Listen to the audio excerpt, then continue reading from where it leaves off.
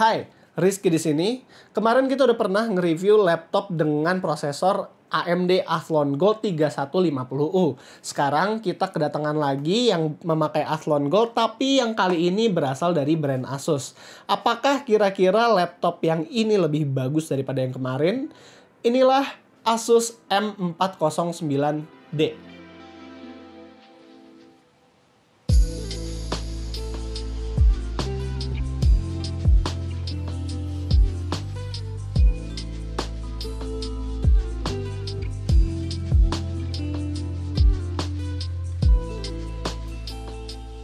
Desain dari laptop Asus yang baru ini sebenarnya nggak jauh berbeda dengan desain yang sebelum-sebelumnya di harga yang sama. Seluruh bodinya terbuat dari plastik, tapi dibuat Asus seolah-olah bagian atasnya ini metal. Saat dipegang entah kenapa banyak bagian yang kerasa kayak kopong dan nggak terlalu solid.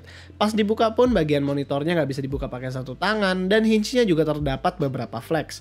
Memang build quality bukan nomor satu di laptop ini, tapi kita juga memaklumi hal tersebut mengingat harganya yang cukup murah. Monitornya berukuran 14 inch yang bezelnya cukup tipis untuk laptop sekelas 5 jutaan, akurasi warna dan brightness levelnya terukur standar. Kemarin ada yang protes kenapa kita bilang 200 nits itu termasuk tinggi di laptop harga segini. Alasannya adalah kita sering menemukan brightness di bawah 200 nits apabila sudah masuk ke kategori laptop murah. Di bawahnya ada keyboard yang sayangnya warnanya itu belum terlalu ngeblend dengan warna bodinya. Agak disayangkan padahal layoutnya udah kece. Bahkan yang sekarang udah mempunyai webcam privacy button di bagian function key. Namun sayangnya media dedicated button dan juga backlight masih absen di keyboard ini. Touchpadnya juga enak, bahannya lebih bagus ketimbang laptop murah kemarin, dan yang sekarang sudah ada fingerprint scanner di sini.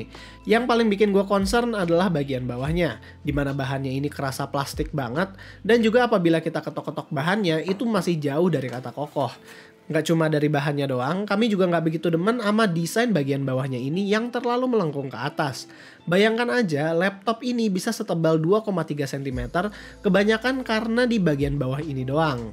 Bahkan saat kita lepas bagian bawahnya, laptop ini malah jauh lebih tipis daripada saat bagian bawah itu dipasang. Oke lah, stop ngomongin bagian bawahnya, kita beralih ke port dulu. Di sebelah kanan ada micro SD slot, audio combo jack, 2 USB 2.0 dan Kensington lock. Sementara di sebelah kiri ada charging port, USB 3.2 Gen 1 Type-C, full HDMI port dan 3.2 Gen 1 lagi, tapi yang ini Type A.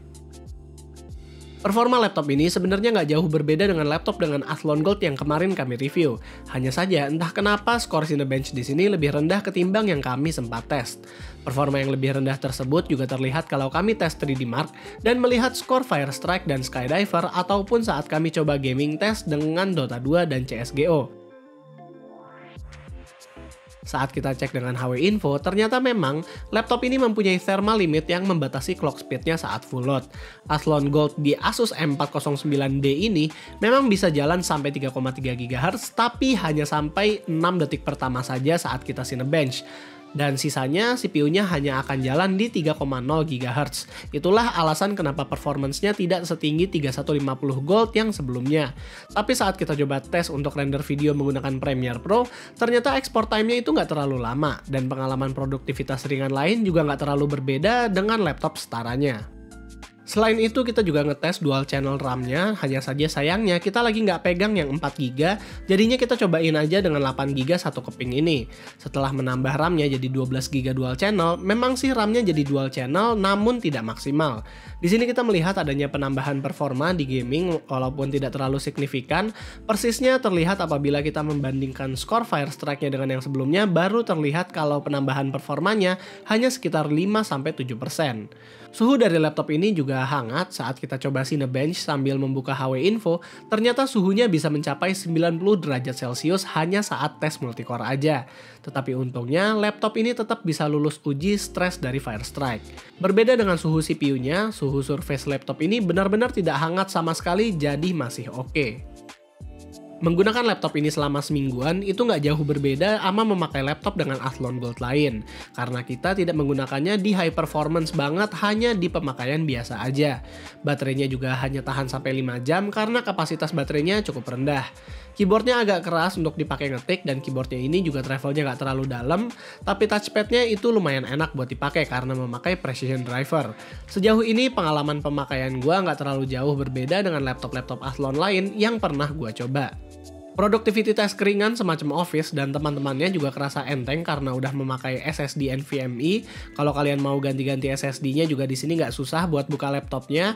Untuk M.2 slot kalian akan menemukannya di atas fan dan di sebelah kanan ada satu slot SODIMM yang bisa diisi, alias RAM 4GB-nya itu soldered. Buat yang butuh HDD ataupun SSD SATA di sini juga ada 2,5 inch bay yang bisa diisi.